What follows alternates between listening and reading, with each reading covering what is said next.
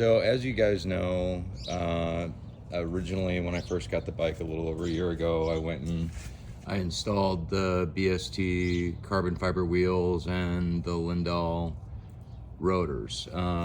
It's an amazing feel. It's a different feel. It definitely makes the front end of the bike lighter. It's way more responsive. I feel like I have a lot more control. I mean, there are downsides. You don't have the weight in the front, so in heavier winds and stuff like that, you kind of get blown around, but you get used to it after a little while. You figure out what the limitations are of having the wheels on there, but definitely not disappointed with the purchase. I also did the front suspension. Thanks to Kevin at Big Bear for helping me out with that early on. I got the bike painted. I just didn't want to be like everybody else's CVO on the block with the same paint scheme. So the guys at Rolling Art Customs here in Arizona designed this paint scheme and painted the whole bike. I did go with the Baja Design Light kit from A10. There's a lot of haters out there that don't like it. Well, I build the bike for me. I also just try to create as much content of things that are available out there. I love it. I think it's a much better look, especially with the paint scheme, but they did a great job at designing this. The fit and finish is absolutely perfect. I went with the Santoro front crash bar. And their fog light mounts, they mount right behind the sliders so that it's a firm fit. And again, I've got Baja Design S1 lights connected to the internal fog light connection on the screen so that you can turn it on and off by the screen. I did do the heavy breather air cleaner. I don't know, I'm still on the fence about whether or not to keep it. It's big, it works awesome. Other people are starting to come out with stuff like fueling and T-Man, so I'm contemplating getting rid of this big air cleaner and putting something more compact on there. It doesn't impede my leg at all. It's just big and huge and takes away from the motor, in my opinion. The Chromeworks Outlaw 2-in-1, the 135, Thrashing Supply, skid plate, which is a must with that plastic radiator spigot. I did change the audio a couple times, so I went back to the original Cicada CH speakers in the front. I did put a 2,000 watt amp in there. Still waiting for an A to B interface. I know that Volunteer Audio has one, but he's being a jerk and will only sell it if you buy everything from him. And as well as he's locked it down to where you can't mess with the DSP. It's a really shitty thing to do for the community, but I get it. He wants to be the only one selling them. Clockworks windshield, changed out the mirrors, changed out the bars a couple times. I originally went with the ODI bars. You had to modify them pretty heavily in order to get them to work with these new controls. I did keep the Kraus risers, 10-inch pullback riser. I did have to get their shim kit to take the Thrashing Supply bars that are perfect. They're notched in the right places and perfect for this new setup. So good job by Thrashing. I did change out the floorboards to the Max Lean, Kraus Max Lean floorboards, which I love. I'll never get another set of floorboards ever again.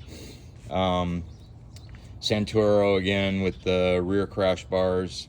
Love them. I've had them on all my bikes. Really well built, and the guys over there are amazing. I did have the Hertz Neo 6x9s in the bags, which I put back in there. They really have the best bass response out of everything, and I've tried some really high-end 6x9s. Nothing sounds as good as these Hertz, surprisingly. Fuelings, vented, dipstick, just for, I'm anal about stuff like that, and I just want to have as much protection as possible.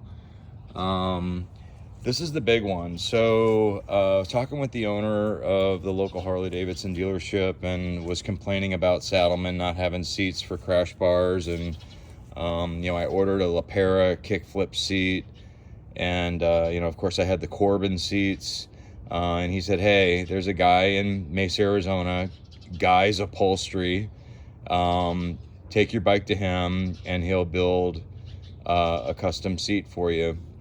He also has production line seats for these new bikes, but I will tell you, the fit and finish is absolutely amazing. And this seat weighs about 3 pounds with all the foam. I sit about 1.5 inches lower. I feel like I'm in the saddle. And he custom designed the pan to fit my bike with the crash bars where the material's not getting pinched. It's got all the way up in the corners there. It doesn't touch anything. It's felt lined. And I couldn't be happier. My wife even said it's more comfortable than the big touring seats I've got. I did get the Paul Yaffe rear fender on this with their bullet lights. And I love it. It's a great different look. I know it takes away from the CVO look, but all the bikes are now the CVO rear fender, so I wanted to be just a little bit different. Custom dynamics rear turn signals for the bags. I just wanted a little more light in the back. The locking seat thing. Yeah, that's really about all I've done. I moved the heated gear pigtail underneath the seat. I bought an extension from Gerbing, and then I routed it to here, drilled a little hole, and now when I want to plug my heated gear in, I just got to pull this cap off instead of digging out underneath the seat and pulling that cord out. So now it's available to me right off the side. I know I drilled a hole in the side cover, but I don't care. It's more convenient and it's out of the way. And I think that, it just makes it more convenient for me. Other than that, I did the carbon fiber center dash piece. I had to order this piece from Harley just so that it looks the same. I do have Olin suspension on the rear. Having trouble trying to get it dialed in, setting the sag and everything else like that. But as far as performance is concerned, it's just a nice upgrade from stock, and the stock was great, but I just wanted it to be the same all the way around.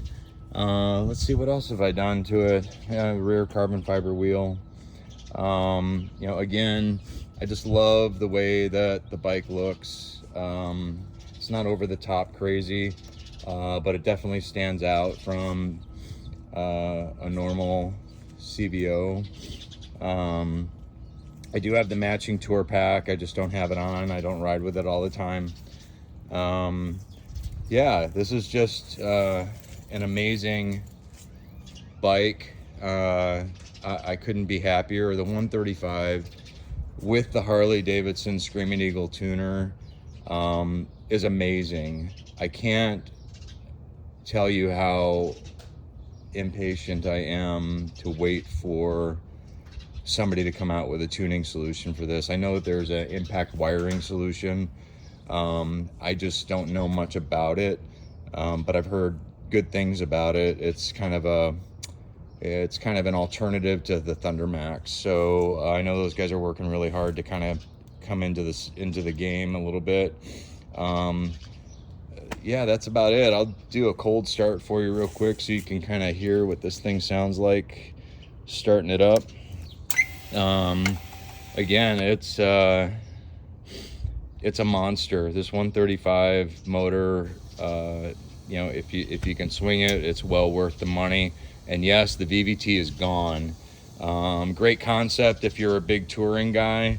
Awesome gas mileage. However, it limits the ability to do simple stage 2 upgrades or even further. So that's why I went with VVT removal 135N and went from there. And I'd love to hear your comments on the air cleaner, what I should do. But yeah, let me give this thing a real quick cold start.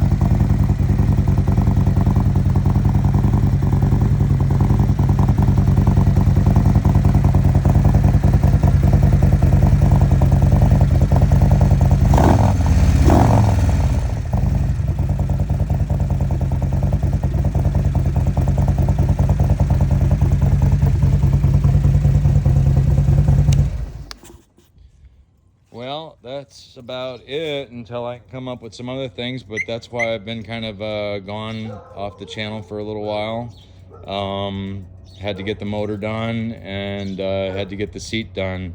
I will tell you, if you guys are looking for a seat, call Guy at Guy's Upholstery in Mesa, Arizona.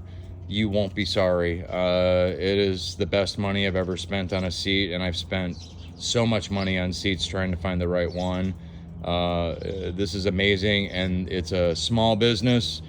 They are great people, and I couldn't recommend them more.